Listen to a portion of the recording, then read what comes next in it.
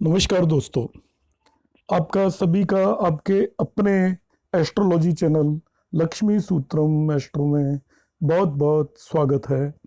आज हम बात करेंगे प्रोफेशन से रिलेटेड कुछ स्पेशल योगास की और special yogas about the education, क्योंकि प्रोफेशन का बहुत ही करीब का रिश्ता होता है एजुकेशन से। आपकी एजुकेशन जितनी बेटर होगी तो प्रोफेशन में आप उतना ही सक्सेसफुल होंगे। यहाँ पर एजुकेशन का मतलब लिटरेसी से नहीं है। एजुकेशन का मतलब आप जिस भी फील्ड में काम कर रहे हैं, आप उसके अंदर आपने कुछ अचीव किया है तो उसे हम एजुकेशन के योग कहेंगे। तो दोस्तों हम शुरू करते हैं। सबसे पहले इन सभी योगों को आप अपने चार्ट पर और अपने फ्रेंड्स के चार्ट पर अप्लाई करके देख सकते हैं। तो डिफरेंट योगास में सबसे पहले मैं प्रोफेशन से रिलेटेड योगास की बात करूंगा। किसी भी नेटिव के 5th हाउस में यदि सन, मरकरी और राहु हो तो ऐसा पर्सन पॉइजन से रिलेटेड डील करता है, जहर से रिलेटेड। अब पॉइजन से रिलेटेड डील का मतलब ये नहीं है कि वो पॉइजन बेचता है या पॉइजन से, मगर उसका जो बिजनेस होगा उसमें पॉइजन से रिलेटेड कोई भी काम होगा।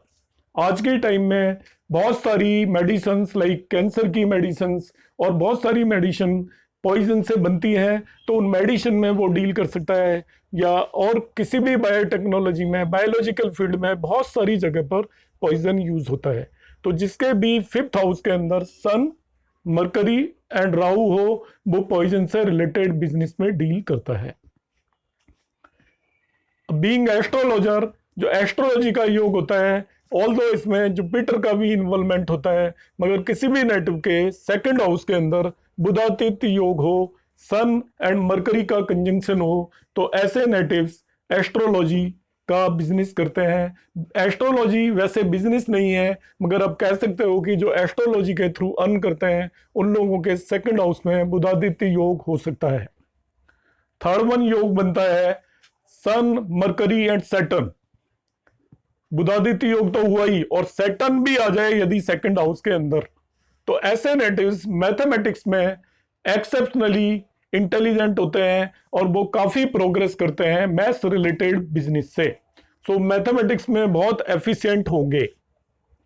4th योग होता है यदि sun and Mars in 2nd house, यदि मरकरी की जगह 2nd हाउस में मार्स आ जाए तो ऐसे लोग बहुत लॉजिकल होते हैं और वो हर चीज को रीजनिंग के बेसिस पर एक्सप्लेन करते हैं। उनकी एक्सप्लेन करने की कैपेसिटी बहुत अच्छा होती है, इसलिए जहां पर भी एक्सप्लेनेशन रिक्वायर्ड होता है, प्रेजेंटेशन रिक्वायर्ड होता है, उससे रिलेटेड बिजनेस में बहुत ज्यादा सक्सेसफुल होते हैं। Next, sun, Mercury and Saturn यदि 5th हाउस में आ जाए तो ऐसे नेटिव्स फिलोसफर टाइप होते हैं और फिलोसफी से रिलेटेड वो मैटर्स में ज्यादा इन्वॉल्व होते हैं, और उस तरीके के यदि बिजनेस में वो काम करते हैं तो बहुत ज्यादा सक्सेसफुल होते हैं। 6th वन योग है सन, मरकरी इन केंद्रा, त्रिकोणा और इन 11th हाउस। तो भी पर्सन मैथमेटिक्स में बहुत इंटेलिजेंट होता है, एफिशिएंट होता है, और वो नई नई डिस्कवरीज भी करने में कैपेबल होता है। ये फिर बुधादित्य योग हो गया, और ये आपका 6, 8, 12 में नहीं होना चाहिए, तो वो लोग मैथमेटिक्स में बहुत एफिशिएंट होंगे।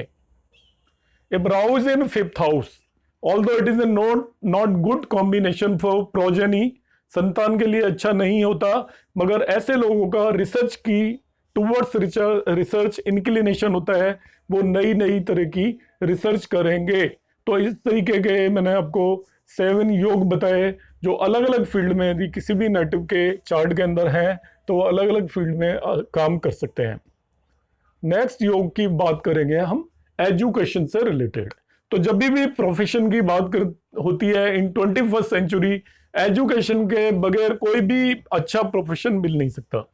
आप चाहे बिजनेस भी कर रहे हैं तो आप एजुकेटेड है अच्छे से, तभी आप बिजनेस कर पाएंगे, क्योंकि अब रॉ बिजनेस पुराने टाइम का लेबर बेस्ड बिजनेस बहुत कम है, अब टेक्नोलॉजी बेस्ड बिजनेस है। तो कोई भी यदि आप काम छोटी सी भी शॉप लेकर बैठे हैं तो भी आपको टेक्नोलॉजी की नॉलेज होनी चाहिए।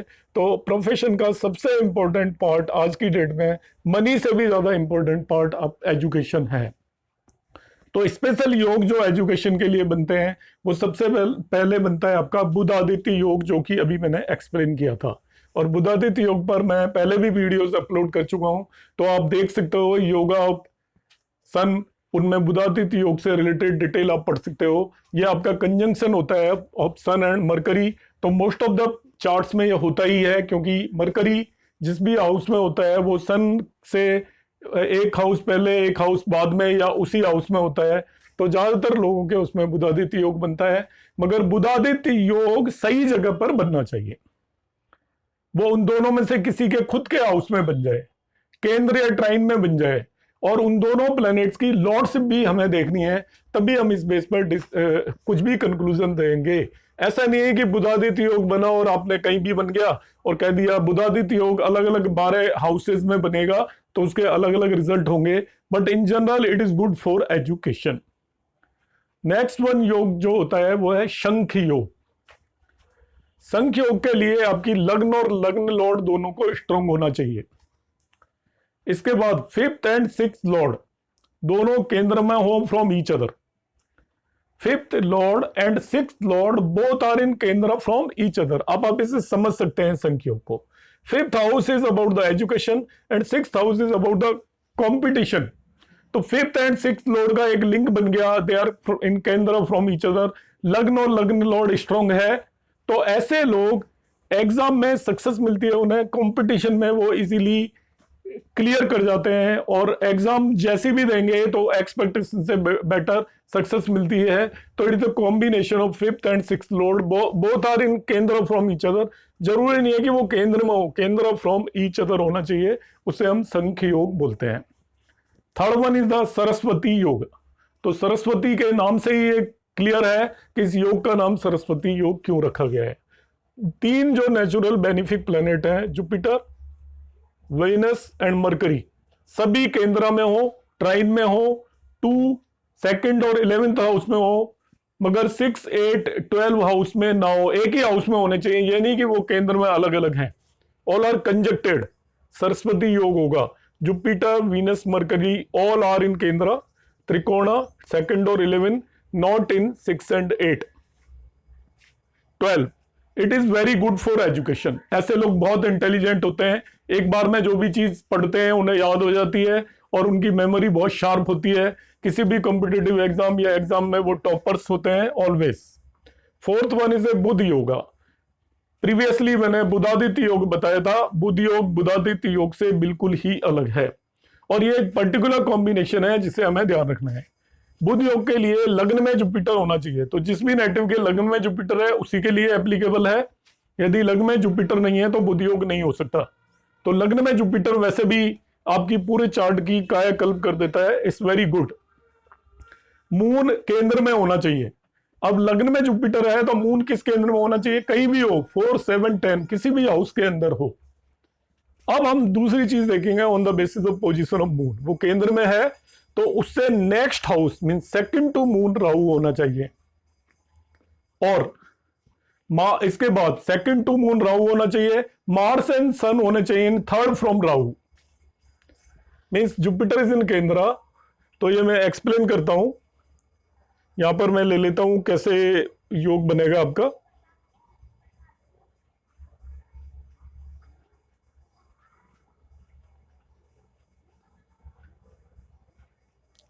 तो देखिए हम ये योग बनाते हैं। जुपिटर इज इन लग्न, ये लग्न हो गई हमारी। आप मून को किसी भी केंद्र में रख दीजिए, सपोज मैंने मून को यहां पे प्लेस कर दिया, तो राहु इससे नेक्स्ट हाउस में होगा, सेकंड टू इट। अब then in the third house चले जाइए, यहां से राहु जहां से भी है, 1, 2 and 3 थर्ड हाउस, इस मतलब ये 10th हाउस हो गया एक तरीके से। यहां पर आपका प्लेस्ड होना चाहिए मार्स एंड सन। इस तरीके से ये योग आपका बनने वाला है।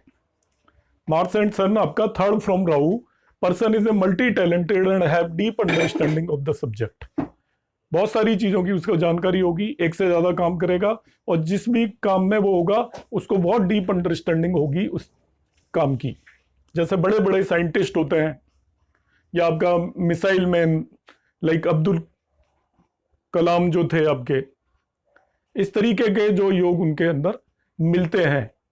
तो ऐसे लोग किसी भी चीज के बारे में, जो बहुत साइंटिस्ट होते हैं या न्यूक्लियर साइंटिस्ट होते हैं जिन्होंने न्यूक्लियर बम वगैरह बनाया है, उन लोगों के चार्ट के अंदर बुध योगा हो सकता है।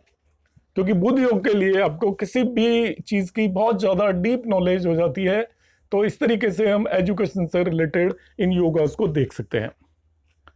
धन्यवाद दोस्तों।